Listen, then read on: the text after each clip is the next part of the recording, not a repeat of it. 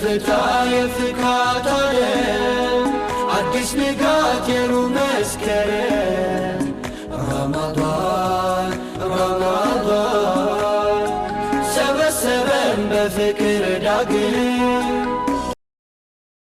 ብስሚላህ አልሐምዱሊላህ الصلاة والسلام على رسول الله صلى الله عليه وسلم رب اشرح لي صدري ويسر لي أمري واحلل عقدة من لساني يفقه قولي obboleewwan kiyya assalaamu alaykum wa rahmatullahi wa barakatuhu obboloonni koo warri kiristaanaa warri amantaa biraa hordoftan akkam jirtu fayyaa keessanii nagaa keessanii obboleessi keessan fayyaa kooti nagaa kooti obboleetti kiyya Khadijaatu gara chaayinaa lasheetti na affeeree jennaan isin bira dhufee jira gaaffii si gaafadha interview si godha hawaasatu nu gaafadhu na jedhee jennaan waan hawaasni keenya kan kiristaanaaf kan muslimaa na gaafatan naa dhiyeessi nan dhihaadha ani kan ofii hin taane kan hawaasaati jedhee gaaffii keessan deebisuuf dhiyaadheera inshaallah amma rabbi naa dandeessise nan deebisa gaaffiin tokkoffaa akkas jedha Ustaaz Ahmad akkamitti eessatti dhalatanii eessatti guddatanii ammoo eessa jiru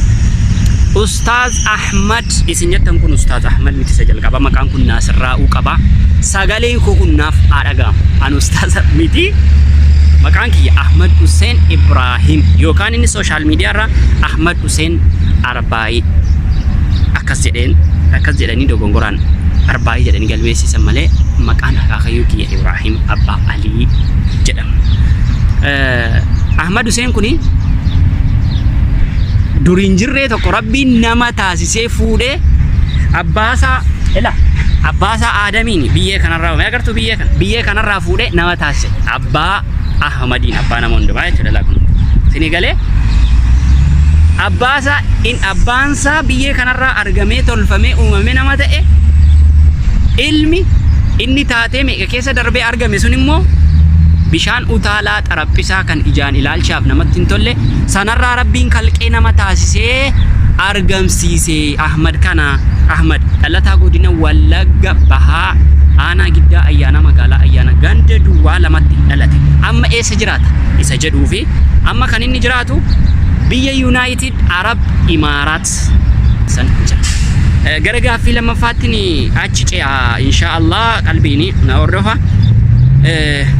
kiristaana turte moo jalqabumaa muslima maatiin kee ani kiristaana hin turre akkas gaaffiin kun isin na gaafatanii kiristaana hin turre jalqaba gaafuman uumamuyyuu islaama ta'een uumame maatiin irraa argames gama lamaaniinuu muslima gaafan argamu sanaa jechuudha garuu haati koo nama kiristaanummaa keessa gama islaamummaa dhufanidha akkuman tiiktookii irratti yeroo baay'ee ibsu jechuudha ammallee harmeen koo ituu islaama hin ta'in intala durbaa obboleettii kiyya qabu haadha ijoollee meeqaa jechuudha kanaaf haati koo kiristaana turte islaama taate abbaan koo garuu amma akaakayyuu meeqaatti musliimaadha sin jechuun barbaada gaaffii sadaffaa qur'aana eessatti qaraate akkasuma kitaaba meeqa buufte yaa salaam way balaan buute qur'aana biyyumattiin qara'e amma rabbiin naa dandeessise akka rabbiin jedhutti qaraatee tan qaroon inni kun gaaffii biraa akka rabbiin jedhetti nama qaroo rabbi naa taasisu ayyee kitaaba eessatti qaroote kitaaba kanan qaroonani kitaabotuma afaan oromoo kanan dubbise sanumarraa dubbisee hiree miidiyaa argadhee miidiyaatti ba'ee dubbadhee nan isin ustaaza jettanii maqaa akkas ulfaataa kana fuutanii narra keessan malee ustaazamni sagaleen koo dhagaamu an ustaaza miti garuu ta'uuf inshaallah akka rabbi na taasisu du'aayii keessanii nan dagatina sadaffaa afreeffaa qur'aana keessaa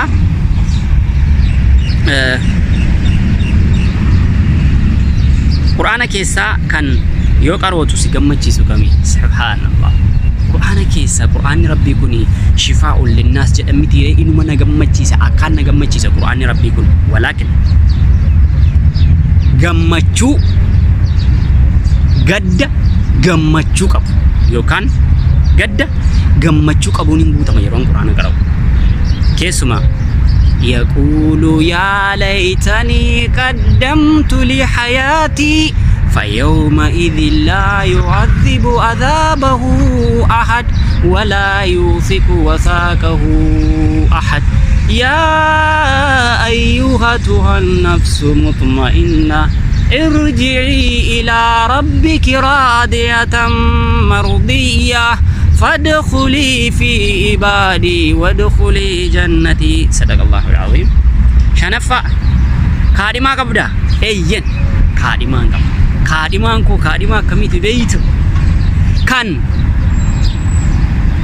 فول شيتي أما لوكا شيتي golgattu yookaan akka rabbiin bareede jedhetti bareeddee adeemtuun qaba. Haadha manaan qaba. Kaadhimaa yuutuun taane haadha manaa. Kaadhimaa jechuun nama kadhatanii walitti nadaamin. Ani garuu haadha manaan qaba. Galatooma. Ja'affaa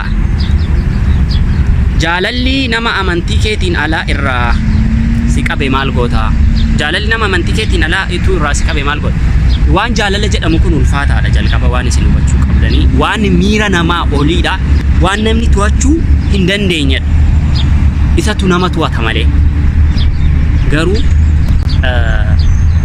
waan jaalala jedhamu kun jaalalli kan rabbiiti jira, kan ergamaa rabbii jira, kan biyyaati jira, kan sabaati jira, kan amantaati jira. Jaalala kamuu kan dursuu qabu amantiidha. Maaliif? Amantii namni waan lubbuu isaa caalaa jaallatuuf. Jaalala foonii kana garuu lubbuu isaa gammachiisuuf jedhee jaallata namni. Abbaan lubbuu sanaa garuu amantiidha. Kanaaf amantii dursuutu barbaachisa. Yoo waan akkasii si mudate akkam goota? Waan akkasii yoo natti dhufe nama sanaan gaaffii yoo namni kiristaanaa fakkeenyaaf gaaffii jaalalaa naa dhiyeesse gaaffii jaalalaa naaf dhiyeessuun dura amantaa ani ordofu kana qoradhu hubadhu. Yoo amantaan kun dhugaa sii ta'e, yoo amantaan kun siif ife, amantaa kana fudhadhuuti gaaffii kana naa dhiyeessi. Gaaffii keef gaafa sanan deebisii kenna. Sin jaalladhaafu sin jaalladhuufu kana jedheen namaa deebisa. Furmaan isaas kanuma jedhee yaada. Kana natti fakkaata. Torbaffaa Oromummaa fi amantaa akkamitti wal faana adeemsiftee in ulfaata? Galatoome abbaan gaaffii kana na gaafatte. Oromummaaf amantaan in ulfaata. Akka namni ilaalutti in ulfaata. Akka islaamummaan nu barsiisetti garuu in ulfaatu. Salphaan akka kanaa hin jiru. Maadha malee akkaataa itti namni sammuu isaa amansiisee jiruuf riyaalitii lafa jiruti addadha. Oromummaan dhiigadha. Amantaan ruuhiidha. Dhiigni ruuhii malee hin socho'u. Ruuhiinis dhiiga malee hin jiraatu. Walirraa waan adda ba'ee jiraachuu hin dandeenyedha. Ija gamaaf gamana. Siniif galee akkasii Oromummaa kootiin Oromoo eenyu waliinuu Oromummaan qaba. Eenyu waliin Oromoo amantaa barbaade haa ordofu. Rakkinni isaa rakkina koodha, gaddi isaa gadda koodha. Yoonni gammade nan gammada, yoonni dhiphate nan dhiphadha. Amantaa immoo muslimni addunyaa kanarra jiru waliin islaamummaan qaba.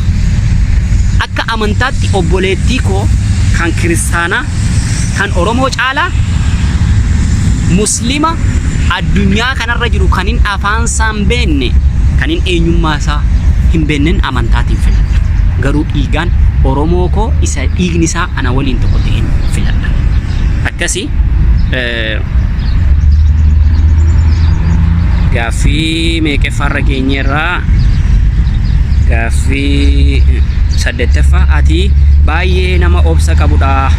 Akkamitti siif ta'e nama fakkeenya godhatte qabda? Ati nama baay'ee obsa qabudha. Eenyutu fakkeenya siif ta'e? Gaaffii bareedaa na gaafatte. Nabi Muhammadtu fakkeenya naa ta'e salawaatu rabbii wassalaamuhu alayhi. Nabiyyi Muhammadtu fakkeenya naaf ta'e. Naaf fakkeenya caalu moodelii caalu moodelistoota addunyaa kana hunda caalu Nabi Muhammadtu fakkeenya naaf ta'e. Rabbi Quraana keessatti wa innaka la'alaa khuluqin aziim jedhee rabbi nabi Muhammadiin faarse. Haala isaanii yeroo dubbatu jechuudha. Nabi Muhammadtu fakkeenya naaf ta'e. Nabi Muhammad nama haalli isaanii bareedaadha. Nama arrabaan nama hin quuqnedha. Rabbiin maal jedhe akhlaaqni isaanii jette Aishaan Qur'aanadha jetteen. Nabi Muhammad sanatu fakkeenya naaf ta'e. Gaaffiin salgaffaa isinitti dheerata gaadhiifama.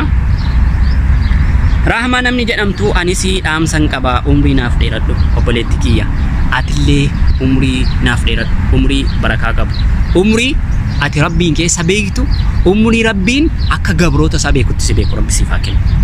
Namoonni nu hordoftan hundi keessanii namoonni yaada akkasinaaf qabdan umrii akkasii rabbi siif haa kennu.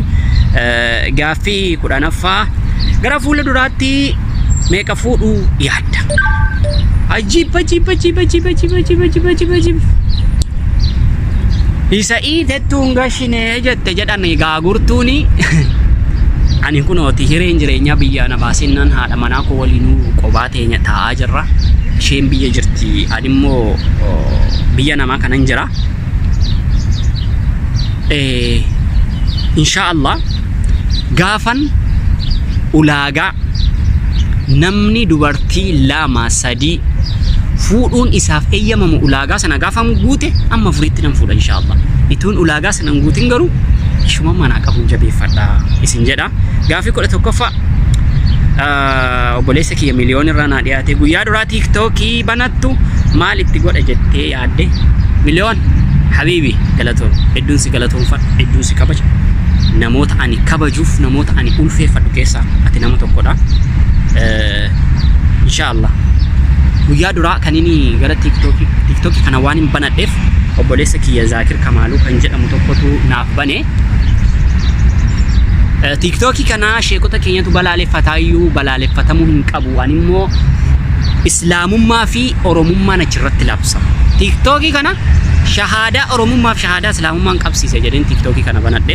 Itti milkootetta itti milkoone ni jedhu kuni milkaayira sin jedhu milkoone sin jedhu garuu milkaayira maaliif milkaayira wallaahi.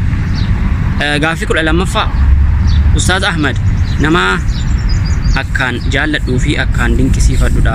Gaaffii kiyya yaanni ati akkaan ummata muslimaatii qabdu maali?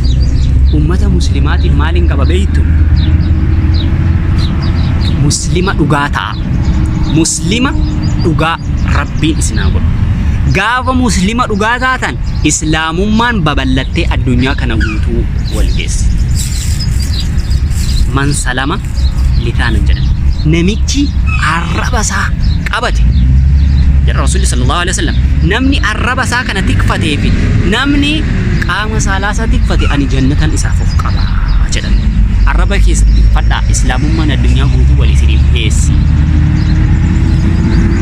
Kanan dhaamu obboloota muslimaaf yeroo keessan hin gubiinaa isin gaaraantii hin qabdanii duniyaarraa isiniin rabbi muslima jedhee isin waame namni muslima jedhee waamame namni rabbiin faarse tokko ورضيت لكم الإسلام دينا الإسلام ما سنيف كنّي دبي سني جالة نما ربي الإسلام ما سنيف كنّي دبي سني جالة واني نجالة مالي واني نجالة نوجتنا سنجال.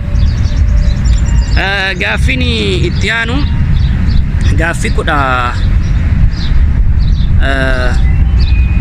أفرفا كودا شنفا دا هذا في أباكي كيسا توكو فلاتو فصو سنجالني أيوم فلاتا يا سلام.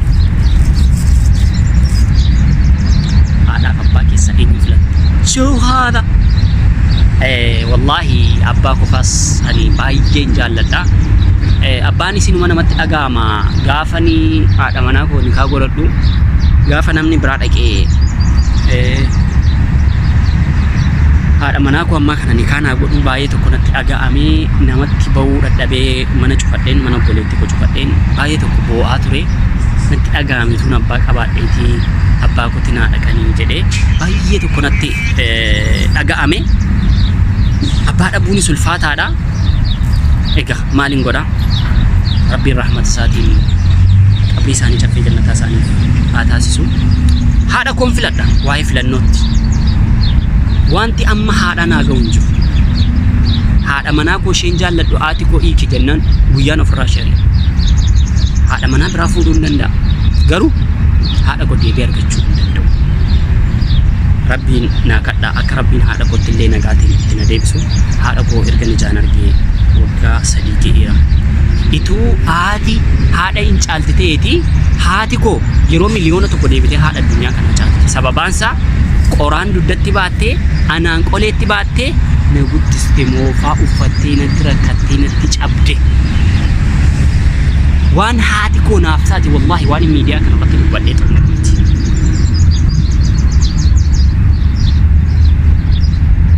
Jechaan ittiin ibsuu jechootaan fayyadamu nan dhaba waa yaadha kan yeroon kaasu. Rabbiin umrii ishee naaf haa dheeressu. Haadha koo jechuun maal jedhee isinitti himu?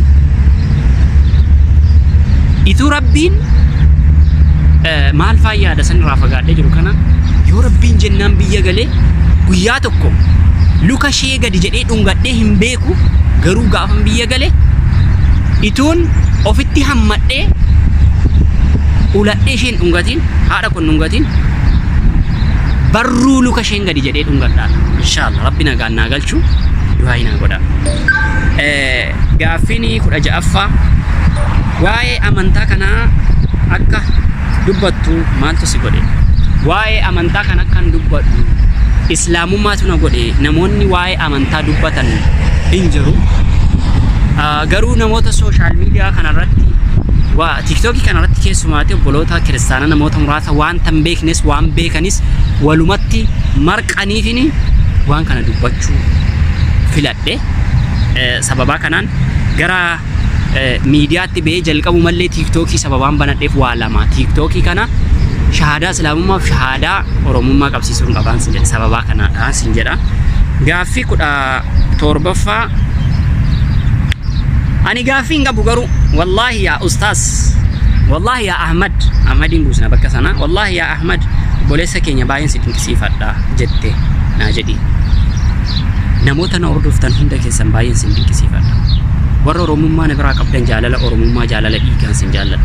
Warri islaamummaa na biraa qabdan funyoo shahaadataynii waliin qabnu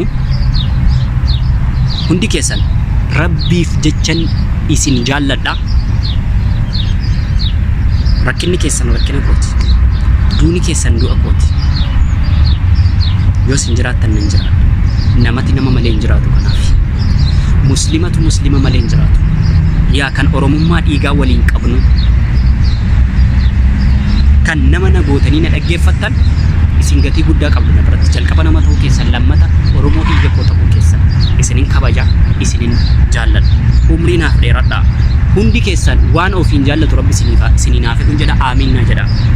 Gaaffii 18ffaadha. 18ffaa Zinnaashii fi Ustaaz Ahmad wal jaallatu jedhamaa jira. Dubbiin kun hangam dhugaadha? Zinnaashii fi Ustaaz Ahmad wal jaallatu jedhamaa jira. Ana obboleewwan kiyya qaalii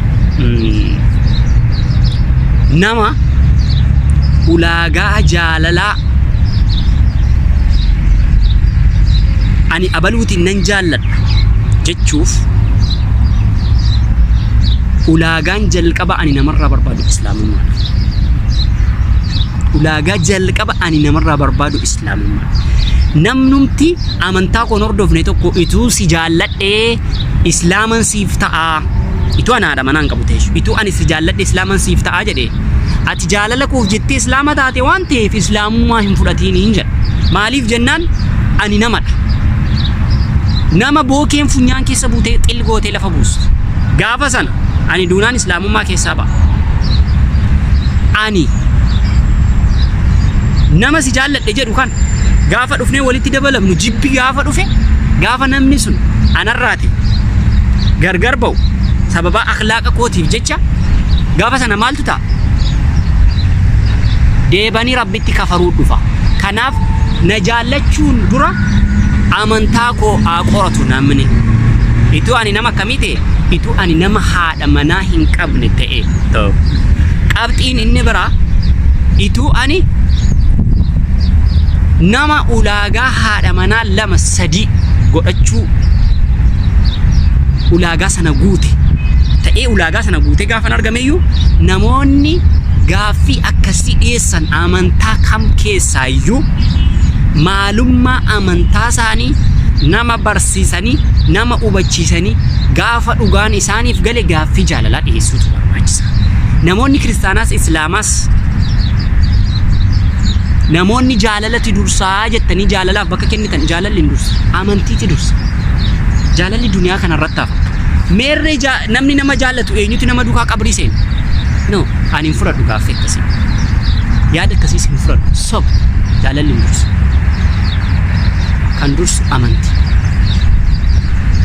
Kanaaf namoota gaaffii akkasiis gaafatu maal deebiste hojjettan kanan deebisa. Waa'ee koof waa'ee Zinnaash jaalala, oromummaa, wal jaallanna, jaalala, namummaa, wal jaallanna. Dhugaa dubbachuuf dubartoonni kiristaanaa baay'ee jajjaboodha sin. Baay'ee jajjaboo. Maaliif akkas jettee?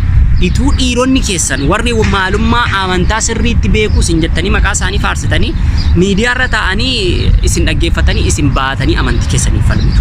Namoota amantii isaaniif falmu keessaa Zinnaash illee tokko. Jabaadhu buleetti kiyya Zinnaash. Amantii kee bal'ifachuuf falmu. Garuu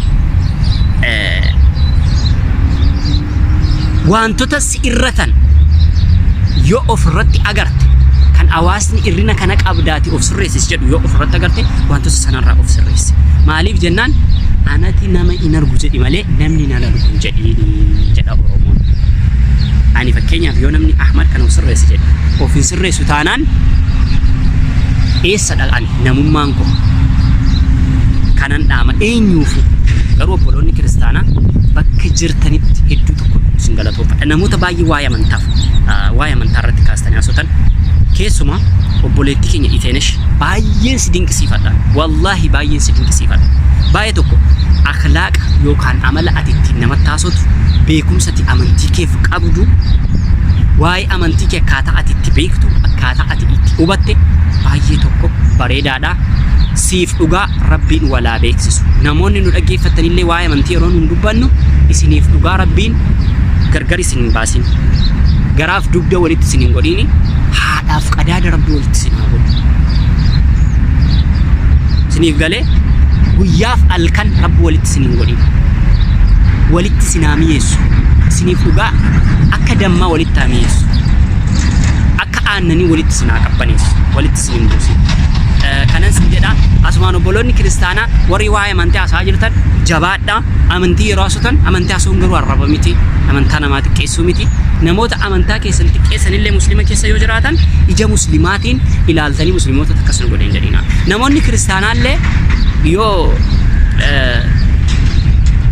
muslima arrabsan namoota sana kiristaanota bakka buustanii jedhina. Nama sana qofaatti adda baasaa keessaati itti dubbadhaan isin jedha. 19ffaa chaayinaala kee irratti maal hojjechuuf yaada qabda garuu gara fuula duraatti. Chaayinaala kee irratti waan hin hojjechuuf yaada qabu. Yoo Rabbiin natti laaffise haalati naaf hin mijatu. Nama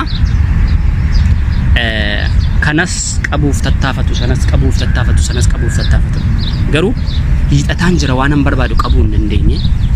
Yoo Rabbiin naa laaffisee waan hin barbaadu hunda na qabsiise inshaallah